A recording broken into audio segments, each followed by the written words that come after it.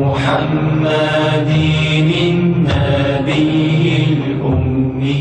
السلام علیکم، آپ دیکھ رہے ہیں فہم دین، میں ہوں آپ کے ساتھ تنزیلہ مظہر۔ اے ٹی وی کے ناظرین کو خوش آمدید کہیں گے۔ جی، دنیا میں جو بھی معاشرے اس وقت ہم دیکھتے ہیں ترقی یافتہ ہیں، انہوں نے کچھ اقدار پر عمل کرتے ہوئے یہ ترقی حاصل کی ہے۔ بالخصوص اگر رول آف لاء کی بات کی جائے، رول آف لاء کسی بھی معاشرے کے لیے کیوں ضروری ہے؟ مساوات کا نظام قائم کرنے کے لیے ہمیں جو دین ہے ہمارا اسلام، وہ کیا رہنمائی فراہم کرتا ہے، اور اس رہنمائی کو دیکھتے ہوئے اسلامی معاشرے دنیا میں جہاں جہاں قائم ہیں انہوں نے اب تک کیا اچیو کیا ہے؟ آج کے پروگرام میں اسی حوالے سے بات کریں گے۔ معروف اسکالر ہمارے ساتھ موجود ہیں، ڈاکٹر اسلم خاکی صاحب۔ پروفیسر صاحب بہت شکریہ۔ سب سے پہلے تو یہ بتائیے کہ ہم کہتے ہیں انسان بہت پرانی تہذیب کا حصہ ہے اور رول آف لاء کا تصور بھی اتنا ہی پرانا ہے۔ کیا ہم ہمیشہ سے رول آف لاء پاکستان کے معاشرے میں اگر دیکھیں تو ہمیشہ سے ہم دیکھ رہے ہیں، فالو کرتے ہوئے آئے ہیں؟ بسم اللہ الرحمن الرحیم۔ جہاں تک قانون کی پابندی کا تعلق ہے تو اگر ہم تاریخ انسانیت دیکھیں تو ہمیں یہ صاف نظر آتا ہے کہ دنیا میں جتنی قومیں ترقی کر گئی ہیں یا ترقی کر رہی ہیں آج بھی، وہ قانون کی پابندی سے ہی ترقی کرتی ہیں۔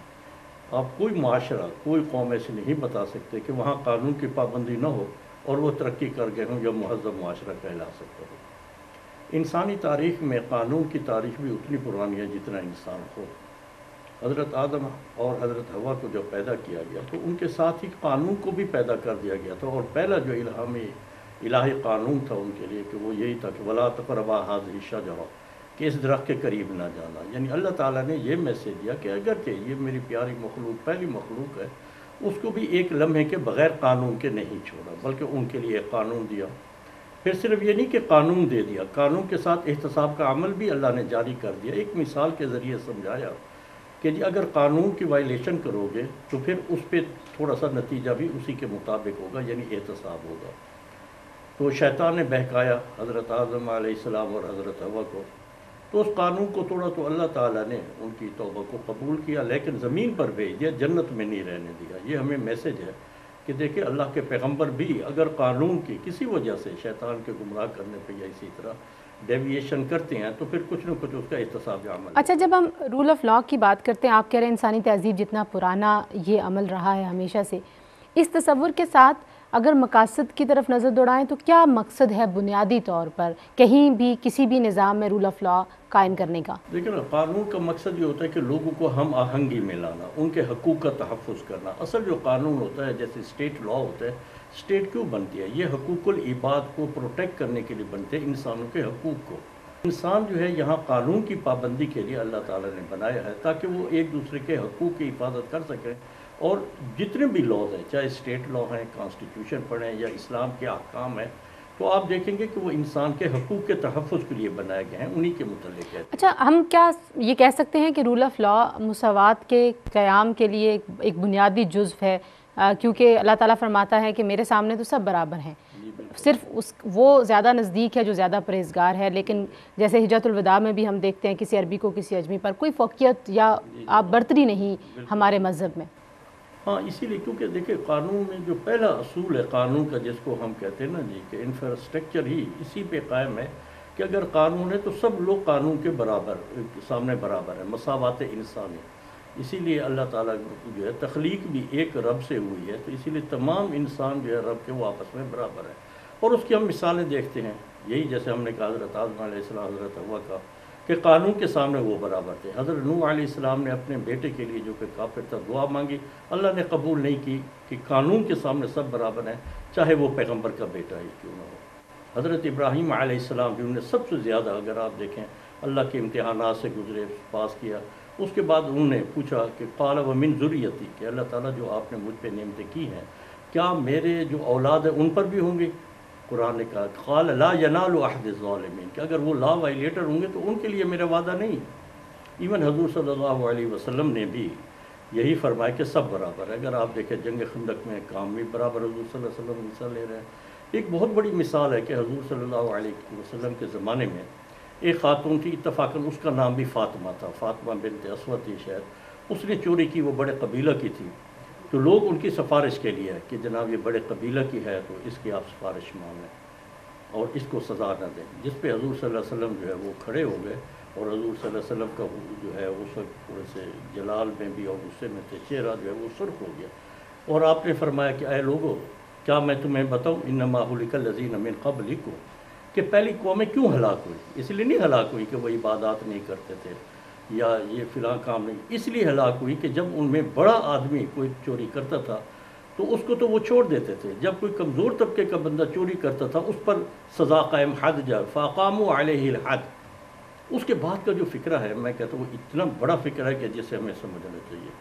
تو حضور صلی اللہ علیہ وسلم نے فرمایا لو ان فاطمہ بنت محمد سرقت لقطع محمد یدہا، کہ اگر میری بیٹی فاطمہ بھی چوری کرتی تو میں ان کے بھی ہاتھ کاٹنے کا حکم دیتا، جس پہ لا محالہ میرا پیغمبر عظیم تر ہے، عظیم تر ہے۔ اس سے بڑی اور کیا انسانیت کے لیے پیغام ہو سکتا ہے کہ تمام انسان برابر ہے۔ آج ہم وی آئی پی کلچر ہے جی، ایگزمپشنز ہیں، ایک لا بنتا ہے ساتھ ہی، کیونکہ میں لا پڑھاتا ہوں تو لا لکھا ہوتا ہے نیچے ایگزمپشن۔ اسلام میں کوئی ایسے ایگزمپشن نہیں ہے، سب کے لیے برابری۔ سب کے لیے، یعنی جب پیغمبروں سے مثالیں دے دی گئیں کہ سب برابر ہیں تو پیغمبروں سے بڑا کون ہو سکتا ہے؟ ہم یہ کہہ سکتے ہیں کہ کسی بھی معاشرے میں آپ نے عدل قائم کرنا ہے، انصاف کا قیام کرنا ہے، تو وہاں پہ آپ کو رول آف لا مکمل طور پہ آپ نے امپلیمنٹ کرنا ہے۔ کس طریقے سے ہمیں مثالیں ملتی ہیں کہ کون سے ایسے بہتر طریقے ہیں کہ جیسے رول آف لا عام ہو، سب اس کو مانیں؟ اس میں سب سے پہلے تو وہی ہے کہ جو لوگ رول آف لا کی تبلیغ کرتے ہیں، میں ہیں، آپ ہیں، اساتذہ ہیں، وہ خود پہلے رول آف لا کو جو ہے فالو کریں۔ سب سے بڑا قانون جو ہے وہ ٹیکس دینا ہے، اسی لیے اسلام نے جہاں کہا ہے نا کہ یقیم الصلاۃ و ایتاء الزکوٰۃ کا، جہاں کہ ایتاء زکوٰۃ کیا ہے؟ زکوٰۃ تو ایک پہلو ہے، اوور آل تو سب ٹیکسیشن ہے، اس سے زیادہ بھی ہے، ڈیولپمنٹ کے لیے بھی ٹیکس لگ سکتا ہے۔ زکوٰۃ تو صرف غربا کی پاورٹی ایلیمینیشن کے لیے ہے، لیکن اس سے بھی میں سمجھتا ہوں کہ ٹیکس کا اوائڈ کرنا جو ہے جو ہے یہ سب سے بڑا گناہ ہے۔ یہ ایسے جیسے آپ جو ہے ایک اسٹیٹ کی جو ہے دوسرے کا حق کار ہے، پر کہ میں ٹیکس دے رہا ہوں دوسرا ٹیکس نہیں دے رہا تو میرا حق کار ہے، کیونکہ فیسلٹی تو وہ انجوائے کر رہا ہے۔ تو اس لحاظ سے ہمیں چاہیے کہ بچوں کو بھی جب ہم قانون کی پابندی کا سبق دیں تو پہلے خود قانون کی پابندی کریں۔ اچھا، قانون کی پابندی سے بہت سارے لوگوں کے خیال میں ظاہر ہے ایک تو اسٹیٹ کے لاز ہیں ہی ہیں، لیکن ہم دیکھتے ہیں کہ کچھ انسانی حقوق ہیں جو عالمی طور پر اب اکنالجڈ ہیں، لیکن اسلام کی تاریخ میں ان کی موجودگی بہت پرانی، بہت واضح ہمیں نظر آتی ہے۔ ان بنیادی حقوق کی پاسداری بھی آپ کو لگتا ہے کہ وہ بھی رول آف لا کا حصہ ہے، اسی تصور میں آتی ہے؟ جی بالکل اسی میں آتا ہے۔ دیکھیں حضور صلی اللہ علیہ وسلم نے سمرائز کیا ہیومن رائٹس کی جتنی ہسٹری تھی۔ ہیومن رائٹ یاد رکھے ہر مذہب میں ہے، یہ ہم غلط کہتے صرف اسلام میں ہے۔ اللہ نے جب انسان پیدا کیا اور پیغمبر صلی اللہ علیہ وسلم جو بھی ان کے تھے علیہ السلام ان کو بھیجا، تو وہ کوئی پکنک کے لیے نہیں بھیجا تھا کہ یا ان کے سامنے وہ کوئی اسی طرح تبادلہ خیال کر کے، ان کے لیے قانون بھیجا، اسی قانون کی پابندی کو عدل کہا گیا اور اس کے ساتھ حقوق دیے، انسانی حقوق دیے۔ اس لیے آپ 10 کمانڈمنٹس دیکھیں، 10 جو کمانڈمنٹس ہیں اس میں ایگزیکٹلی کئی چیزیں ایسی ہیں جو قرآن کے الفاظ کے مطابق ہیں، وہ بھی اسی طریقے سے ہیں۔ بدھ مت کے دیکھیں 5 پریسیپٹس ہیں، ایون باقی بھی مذاہب میں، ٹھیک ہے، جتنے آپ لیں، الہامی ہیں، کچھ غیر الہامی ہیں، اور الہامی کی ہم بات کر سکتے ہیں کم سے کم کہ وہ انسانی حقوق کے تحفظ کے لیے۔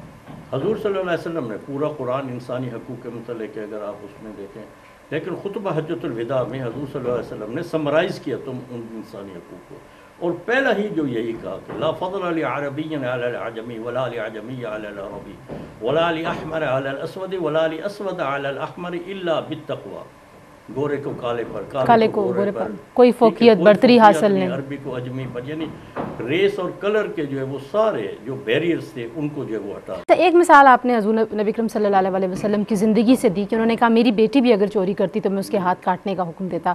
اسی طریقے سے ہم خلفائے راشدین کی اگر زندگیاں دیکھیں تو وہ جو بھی قوانین انہوں نے بنائے سب سے زیادہ اس پہ خود عمل کیا۔ آج اگر ہم پاکستان کے معاشرے میں دیکھیں کس طریقے سے ان مثالوں سے سبق سیکھتے ہوئے ہمارے جو لیڈرز ہیں، آج کے جو رول ماڈلز ہیں، وہ لوگ جو معاشرے میں اوپینین میکنگ کرتے ہیں، وہ کیسے عمل کریں خود رول آف لا پہ کہ ان کے جو پیروکار ہیں، ان کے ماننے والے ہیں، وہ بھی عمل پیرا ہوں رول آف لا کے حوالے سے؟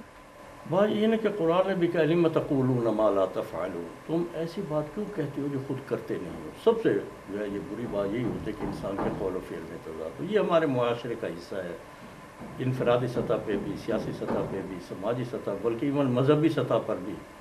لوگ سادگی کا درس دے رہے ہوتے ہیں، علماء کے جو ہے وہ 50,000 روپے کے کپڑے پہنے ہوتے ہیں، بڑی گاڑیاں ہیں، 5 اسٹار 4 اسٹار ہوٹلوں میں مشائخ کانفرنسیں ہو رہی ہوتی ہیں، وہ ایک چیز ہے بڑی بڑی کوٹھیوں میں رہ رہے تھے اور حضور صلی اللہ علیہ وسلم کی سادگی پہ وہ لیکچر دے رہے ہوتے ہیں۔ تو یہ جو ہیپوکریسی ہے، یہ تضاد ہے، یہ ہر جگہ۔ اب اس ماحول میں ہم یہ توقع کریں کہ جی بچے جو ہیں وہ قانون کی پابندی کریں گے یا اسی طرح بنیں گے، یہ اسی طرح عبث ہے، یہ ایک خواب ہے۔ اچھا، کیونکہ یہ بڑی عام بحث ہے کہ کس کے پاس کتنے وسائل ہیں، کتنی دولت ہے، بہت سارے لوگ جو ہیں ان کو انہیریٹنس میں بہت دولت مل جاتی ہے اور ان کی دولت کے ساتھ کنفیوز کیا جاتا ہے ان کے وی آئی پی یا ایلیٹ جو کلچر ہے ہمارا۔ تو اس حوالے سے کیا حکم ہے؟ اگر کسی نے جائز طریقے سے دولت کمائی ہوئی ہے، اس کے اوپر تو ظاہر آپ سوال نہیں کر سکتے کہ وہ بڑی کوٹھی میں کیوں رہ رہا ہے اور غریب ایک چھوٹے گھر میں کیوں رہ رہا ہے۔ اس میں بھی دو پہلو ہیں۔ پہلو یہ ہے کہ جب ہم ایکویلٹی بیفور لا کی بات کرتے ہیں تو اس سے مراد یہ نہیں ہوتا کہ سب کا سرمایہ یا سٹارٹنگ پوائنٹ سب کا ایک ہوگا۔ ٹھیک ہے، سٹارٹنگ پوائنٹ مختلف ہو سکتا ہے۔ ایک آدمی جو ہے امیر گھر میں پیدا ہوا ہے، اسے بچہ پیدا ہوا ہے وراثت میں یا خود جو ہے وہ جس کو کہتے ہیں نا کہ چاندی کا چمچ لے کے منہ میں پیدا ہوا ہے، تو وہ شخص جو ایڈوانٹیجز ضرور ہے، تو اس کے متعلق قرآن جو ہے قیامت کے دن اس کے متعلق احتساب کیا جائے گا، اس کے مطابق کیا جائے گا۔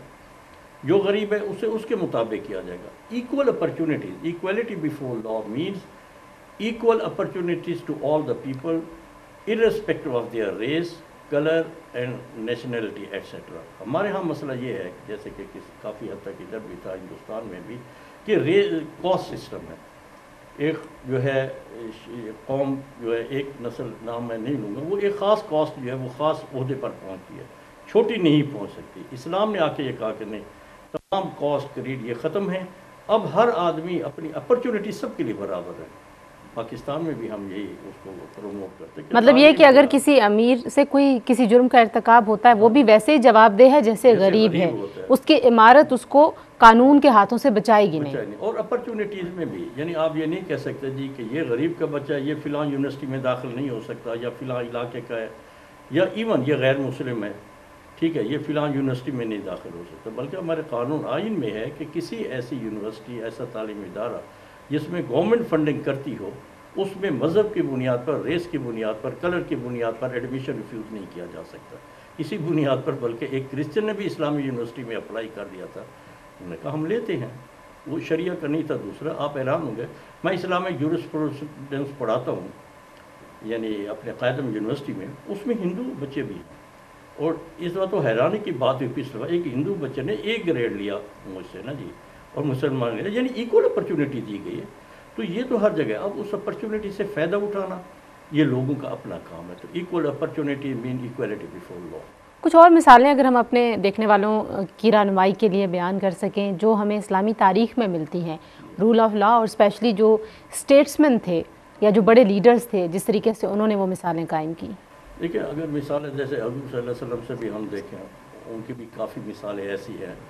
تو حضرت علی رضی اللہ تعالیٰ عنہ پر ایک مدعی جو تھا، وہ اس کا کوئی دعویٰ تھا، تو وہ قاضی کے پاس خود تشریف لے گئے، ٹھیک ہے، اور قاضی نے بھی ان کو پورا موقع دیا مدعی کو کہ ان پہ جرا کرے، سب کرے، اور ان کو بٹھانے کے لیے بھی نہیں کہا کہ آپ جو ہے خلیفہ وقت ہے آ کے بیٹھے، نہیں، دونوں کٹہرے میں ٹھہر رہے، اور اسی کو اعزاز سمجھا۔ بلکہ ایک کو خلیفہ کو اسی طرح بیٹھنے کے متعلق کہا، ایک قاضی نے جب وہ پیش ہوئے تو انہوں نے قاضی کو برطرف کر دیا، ان کا تم قاضی نہیں ہو، قاضی وہ ہے کہ ایکول ٹریٹمنٹ یعنی کہ between the parties, to the parties. اسی طریقے سے اگر آپ دیکھیں تو حضرت عمر جو کہ بہت بڑے جو ہے خلیفہ بھی تھے، وہ ایک دفعہ کھڑے ہوئے، 2 بلکہ مثالیں ہیں، تو انہوں نے کہا کہ لا تبالغوا فی المہور، کہ لوگوں مہر زیادہ نہ باندھا کرو، حق مہر کہ شادیاں ہو رہی۔ تو ایک عورت کھڑی ہوئی اور کہتے ہیں اے عمر، تمہیں کس نے حق دیا ہے کہ تم ہمارے حق مہر کو جو ہے کم کرو؟ تمہیں کس نے حق دیا؟ ہمارے ہم جتنا منوائیں۔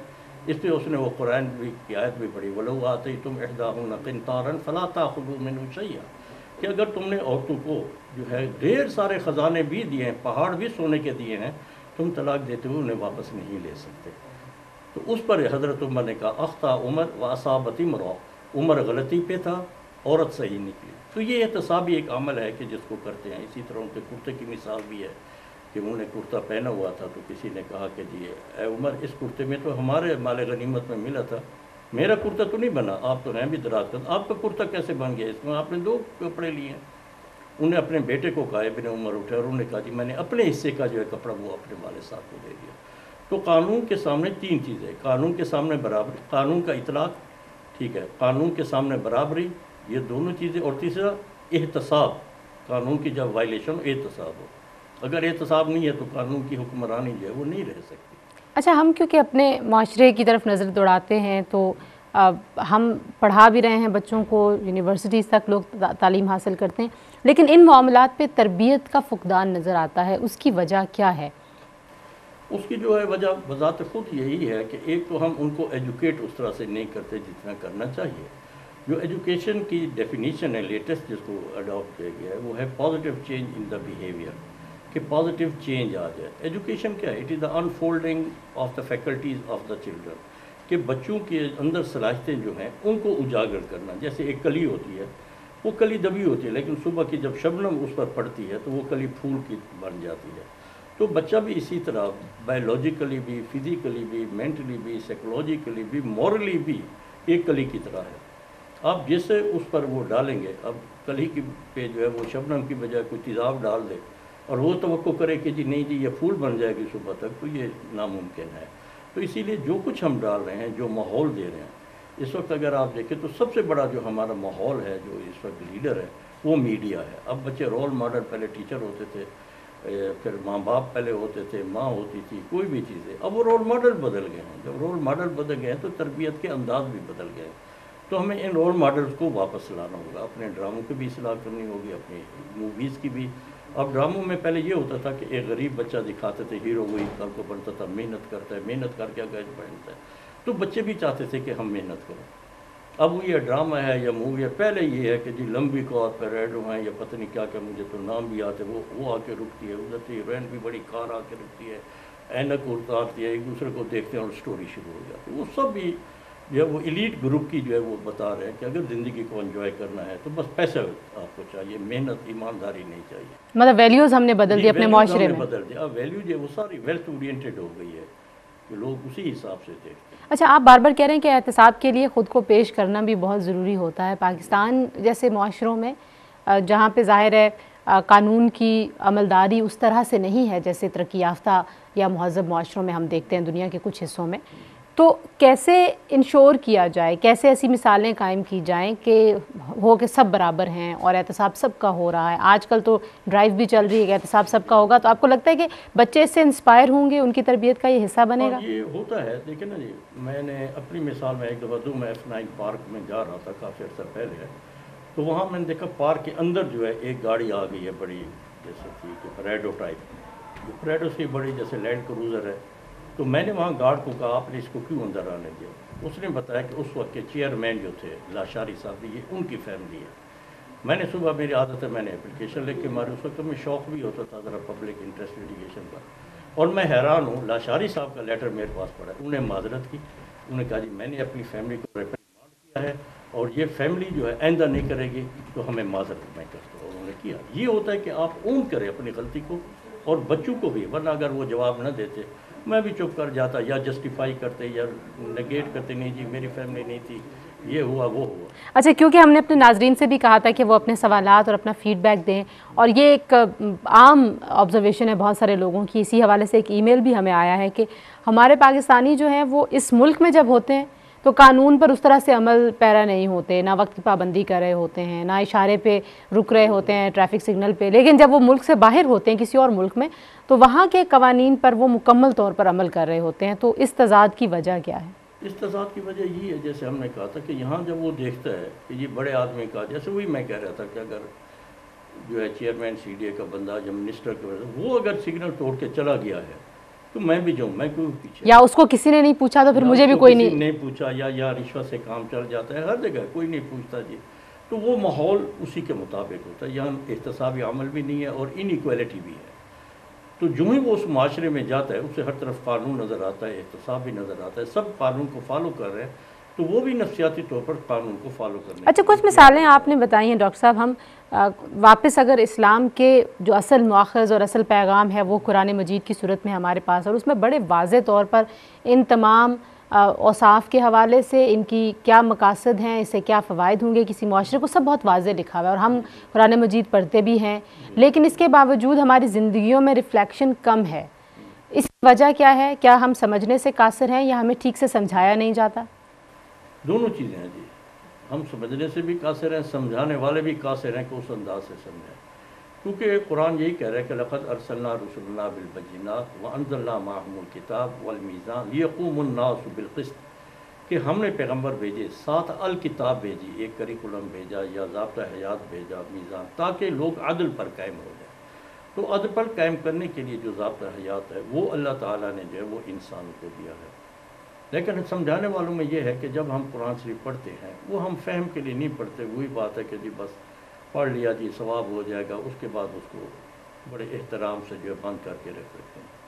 پہلے تو یہ ہے کہ جو احکام ہیں، پہلے میں یہی کہا کرتا ہوں کہ بچوں کو بڑے کو قرآن جو ہے ایک کمپوزٹ بک ہے، پریسائز اینڈ کنسائز ہے، اس میں ہر ایک کے لیے علیحدہ علیحدہ احکام ہے، تو آپ جس گروپ کو پڑھا رہے ہیں اس کے مطابق احکام پڑھیں۔ اب جیسے بچوں کو آپ پڑھا رہے ہیں تو بچوں کو ابھی جہاد کے آیات پڑھانے کی ضرورت نہیں ہے، یہ اسٹیٹ کو ایڈریس ہو رہا ہے، بچوں کو زلیخا اور یوسف علیہ السلام کا قصہ سنانے کی بھی ضرورت نہیں ہے، بچوں کو یہاں قانون کے پابند کہ کرپشن نہ کریں، چیٹنگ نہ کریں، بڑوں کی عزت کریں، مطلب جو ویلیوز ہیں بنیادی، جو بچوں کے لیے اس وقت کی ریکوائرمنٹ ہے، جب وہ بڑے ہوں تو ان کو وہ بتا دیں، پھر جب وہ جوان ہوں یونیورسٹی میں پہنچے پھر یوسف علیہ السلام اور زلیخا کا قصہ بتائیں تو کچھ انہیں سمجھ بھی آئے گا۔ ہمارے ہاں ابھی نصاب کی تبدیلی اور اصلاحات پہ کام بھی چل رہا ہے، اور آپ ظاہر خود شعبہ تدریس سے آپ کا تعلق ہے، نصاب کتنا اہم کردار ادا کر سکتا ہے، اور جس طرح سے آپ کہہ رہے ہیں کہ ہمیں احاطہ کرنا چاہیے کہ ہم کس خاص عمر کے یا کس خاص طبقے کو مخاطب کر کے کیا پڑھا رہے ہیں؟ دیکھیں عربی میں ایک مقولہ ہے العلم فی الصغر، ٹھیک ہے، کالنقش فی الحجر، کہ بچپن میں جو علم ہے وہ اسی طرح ہے جیسے پتھر پر لکیر۔